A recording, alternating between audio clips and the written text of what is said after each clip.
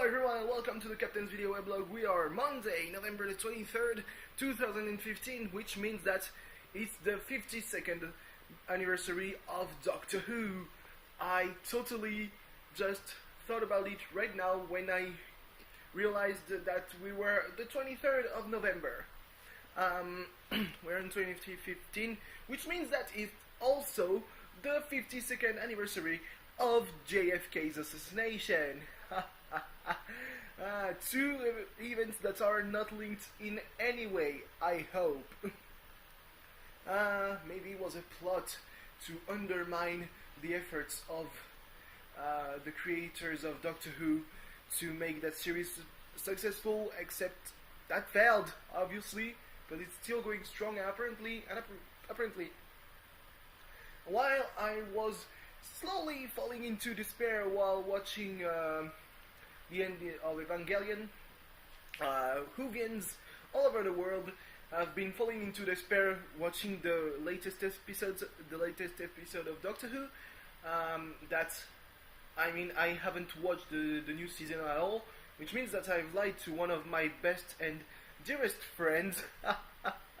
I'm such a piece of shit.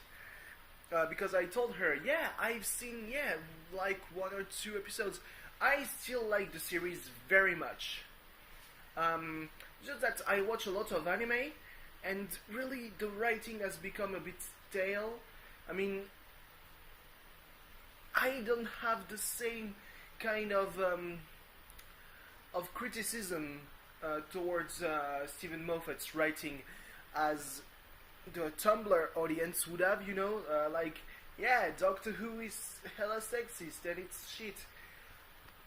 Yeah, sorta. I mean, yeah, I guess so.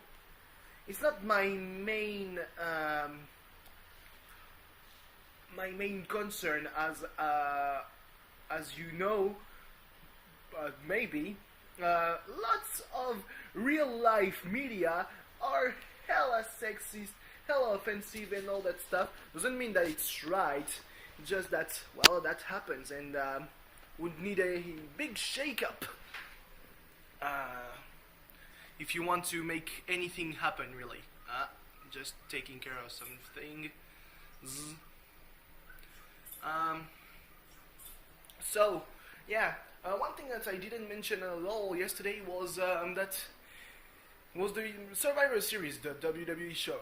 There were apparently threats by ISIS to attack the Phillips Center in Atlanta, which is the venue where the Survivor series were organized. Triple H said that those threats were bogus, that there was no sound evidence that, well, it was going to happen.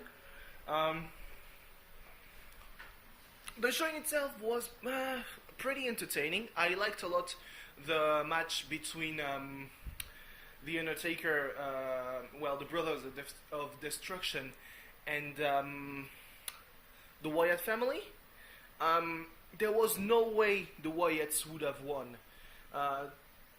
Everything was centered around The Undertaker. It's the 25th anniversary of The Undertaker, though I'm not sure that in 1990 the Survivor series took place on the 22nd of November. I mean, it's always around Thanksgiving, the American Thanksgiving, not the Canadian Thanksgiving.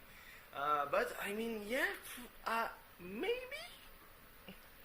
But at any rate, it was pretty much mandatory that The Undertaker should win, because, well, it's The Undertaker. You cannot have someone beat The Undertaker in what is basically his pay-per-view. I mean, the French commentators, one mentioned Heidenreich, who was his opponent in like 2003 or 2004. I think that a lot of people would like to forget about Heidenreich in the WWE. But yeah, and yeah, I mean, I'm a little bit pissed about how the main event went. The main event was the finals of the WWE Championship tournament, which had been pretty much set up from the get-go to be, the finals were going to be Dean Ambrose versus Roman Reigns. There was no way around it. I mean, it was supposed to be Roman Reigns versus Seth Rollins. So, yeah. I mean, really, dude. So yeah, I mean, they were put in two brackets that were only supposed to meet in the finals. So yeah, you can think that. I mean, I won't say that it's rigged because it's pro wrestling. It's scripted. Yeah, I mean, they could have made it a little bit less obvious that it was going to be that. I mean, when you put so many random matchups, yeah, right, as if. I realize that sometimes I use very French pronunciations of English letters, like as. I will say it as, with a French A. Yeah. I stayed up awake, made me. I mean, I shouldn't have stayed up that late after the show ended, because I have some work to do, obviously. I mean, I'm in second years of masters, so yeah, you've got a lot of work to do, even though you don't have very extensive work days. I mean, today I really had 2 hours of class. The other 2 hours were basically someone presenting what they've done and how that's an experience that can make us, think about how being studying geomatics is gonna apply in professional life. It's not even a real class. I mean, I think there are some credits to be gotten, but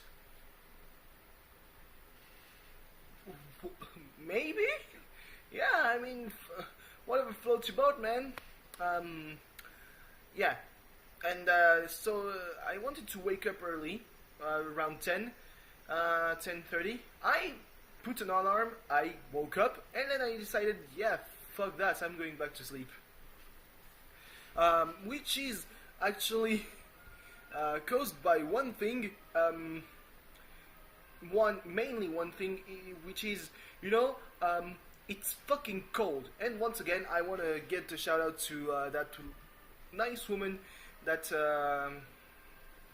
reopened my power lines, pretty much reactivated the electricity in my apartment. So that woman from the electricity company, who thought that, yeah, because I live in southern France, well, I probably won't need to pay as much as last year, except I totally do. I mean, obviously this autumn hasn't started as cold as the last one, but the last autumn I waited until late in December to first start my heater. This time, well, I mean, I've been using it for the better part of a month, and now I even use it during the day, because until Friday it was pretty okay. I could step outside and probably only in a t-shirt, except I didn't have any t-shirt that was suitable to go to the university. And right now, I think during the night from Friday to Saturday, really, lots of cold wind, and suddenly, well, the autumn is there, huh? And it's gotten to the point that, well, even during the day, it's really cold inside. I have some joints. I don't know if that's the right word. I mean, so I really have to put one on the door, because the insulation is terrible, and I have to talk to anyone who has any kind of indication for me, because I really need help to just not get a frostbite inside my apartment. I mean, the main reason why you want to have a roof and four walls around you is not to live in a cold coffin. That kind of defeats the purpose of living inside, you know. If I wanted to just be cold, I might as well have been just homeless. I mean, no one wants to be that, to be homeless, because it doesn't have any advantage. The only advantage is that you don't pay taxes because, well, you pretty much have to fend off on your own. Yeah, talking about things that defeat their purpose. Today, so during that class, our main professor talked to us about internship and told us that, well, because of the current economical context, you know, the financial crisis and all that stuff, finding internships in November has become more of a rite of passage. You know, if you manage to do that, well, you're ready for to succeed in life. Pretty much no one really manages to have an internship in November, except internships begin in February, which means that, well, I would like to leave my apartment by the end of January. If I don't have an internship in Montpellier, but if I find one during the month of January, I have to pay for the month of February for my apartment, and to basically have to come back here to do the whole leaving the keys and all that stuff. And I mean, I might be able to do it early in the month and just not having to bother myself with all that kind of things. But I mean, really, I have to pay for a month of electricity. I have to pay because if I cut the power, really, in January, I cannot come back and, I mean, do some cleaning, because obviously that will be needed. Basically, I will have to, I mean, prepare to have the expenses of living at two places at the same time. I mean, if I manage to be in Montpellier for my internship, well, I won't move. And I mean, as much as I don't like the perspective of staying here a whole winter with just the cold, and you know, I mean, it's gotten pretty stale living in Montpellier at this point. But yeah, I mean, it has its advantage, which is, well, I don't have to bother finding another apartment, filing all those papers for the well, the AIDS. I don't know if that's the right word, because I have some money that helps me not having to pay 300 euros a month in rent. I suddenly remember that all the weekend I fucked up finding how to pay my rent. You know, because I have chosen to pay my rent by check, which gives me, you know, the liberty of choosing how much money I take out of my account. Well, what the fuck.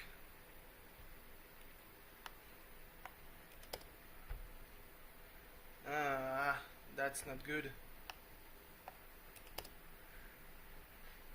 Oh, good. Oh, that's just great. What's going on? Yeah, I mean, the website is there? Do I really have to? We're in 2015. I still have to enter the www before some sites. Oh, maybe it's really dead. I mean, if I cannot pay, if I don't know how much rent I have to pay this month, I mean, this is pretty shit. We're in 2015 and a lot of things bother me, like why do professional editors of anime fuck up so bad at using software that supports UTF-8? I've seen that with Crunchyroll with their work on Cinderella Girls, where there's Sumire Uesaka, who voices Anastasia, who is Russian and just sprinkles some Russian in her Japanese speech, though it's more the opposite. I mean, and she has a wonderful accent. You know, if you didn't know that she was a Japanese born and bred, you know, you would probably think that, well, are they using a Russian woman who barely speaks Japanese? Because when she says "хорошо," so there's characters, there's stuff written, but I'm not sure that's Cyrillic alphabet. And when I see a fan release, because Crunchyroll, I don't think they licensed the series in France, so I only can compare with Crunchyroll US. But the French fan release of Cinderella Girls had, well, the letters as they were supposed to be, and I feel, and I mean, if I have to talk about French editors, there's Kaze, who have their own TV channel, and ever so often their subtitles, well, you see the D with a bar, which is a letter in the Icelandic version of the Latin alphabet. Definitely not in the French version of the Latin alphabet. There's like 3/4, the euro sign, maybe a circumflex diacritic. I mean, it's really the party of letters that shouldn't be there, and all that because there was an E with an acute accent. Yeah. Tonight there's Raw. I don't know if I will watch it, because tomorrow, since I have really no classes, I have I kind of want to go and see The Martian, because I think it's the last day it's in the cinemas, it's in theaters. So yeah, I wouldn't want to miss that, because I've heard that it was a pretty good movie, pretty accurate with their depiction of what survival in space, with much more advanced technology, of course, would be. Yeah. You know what? Now that I think about it, I posted a photo on Twitter. You know, just before watching the end of Evangelion Saturday night, and I was like, and suddenly after that, I should have, the caption read, tonight's menu, tumbling down, tumbling down, tumbling down, of course, because it's the end of Evangelion, comes to Satan. Ooh, that was tough to watch. I think I took a photo with the cover of the DVD, and I looked at the cover of the DVD, except it looked like I was looking at the top corner, the top right hand corner of the DVD, which makes it pretty awkward because it doesn't really look like I'm looking at it. I had a concerned look on my face, which is not easy to do without, kind of doing that all the way. I mean, I can still see that people will believe that my eyes are closed, except they're not. Sorry. Yeah, still kind of asthma. I've done a lot of, 2 asthma craze attacks in 8 days. That's concerning. I used to do that whenever I was when I was young, and that was the time where I should have changed my medication. Now, I mean, I'm really dependent on my medication. I'm not addicted, but my body apparently cannot work it out itself. God damn it! It was supposed everyone was telling me, even my doctors were telling me, yeah, when you're an adult, it will just go out by itself. It doesn't. It's still there, and more than ever, really.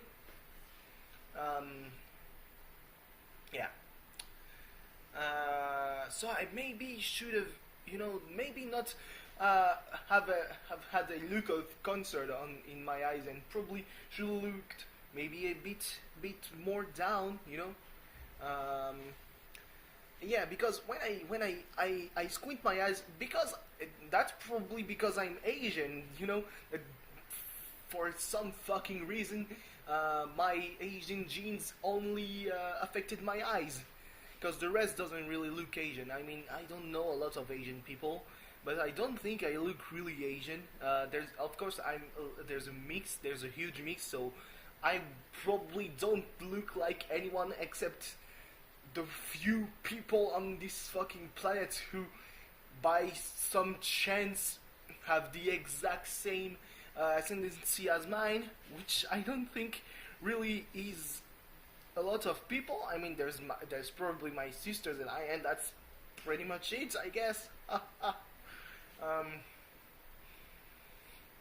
Yeah. So I maybe I should have, really confident, and then at the end, the utter look of despair. You should have seen me. I was on my computer, probably in a position that was not good for it, because I had my elbows on the computer itself, on the part that's on each side of the trackpad, and I was holding my head, and I had probably the emptiest look in my eyes I've had in months, probably. My body tried to have a physical reaction. I'm still not entirely sure what it was trying to do. Definitely didn't manage to do it. So yeah, I ended up speaking about Evangelion one more time. For some reason, I speak a lot about. Well, I mean, it's not that crazy, because it affects me directly. But I speak about stuff that affects me, rather than stuff that could, at some point, make my life a living hell. Like, well, the attacks in Paris. There's just news every fucking day. Brussels in Belgium, the capital, is in a lockdown, even though the mass media probably tries to make it look a bit too dramatical, because obviously there's some stuff that's happening in the stations. It's pretty much they're pretty much in the state of siege. But there was this journalist who took a photo of a closed-off stairwell, and but just behind him, it looked like it was pretty normal. Everything was going as usual. So yeah, if you feel that there's a psychosis and you don't really feel that way in real life, that's probably because, well, I mean, you should be concerned, but not as much as the media would want you to. That was my thoughts of the night. Sponsored by no one but my own dumb brain. Thanks for watching. See you tomorrow. I have really nothing else to say. If I had, I probably forgot about it. Like speaking about how the bus at 9 p.m. He's never here at 9 p.m. It's always late by 5 or 10 minutes, which is pretty strange, because every other bus in the day always leaves 1 minute early. And if you don't think that 1 minute is a lot, just try being late 1 minute and thinking you're on time, or just maybe on a bit of a rush, and have to wait 29 minutes just to get back home. Oh, that was a bad choice. Maybe. Yeah, so I found out that definitely had something else to talk about. See you tomorrow. Yeah, goodbye.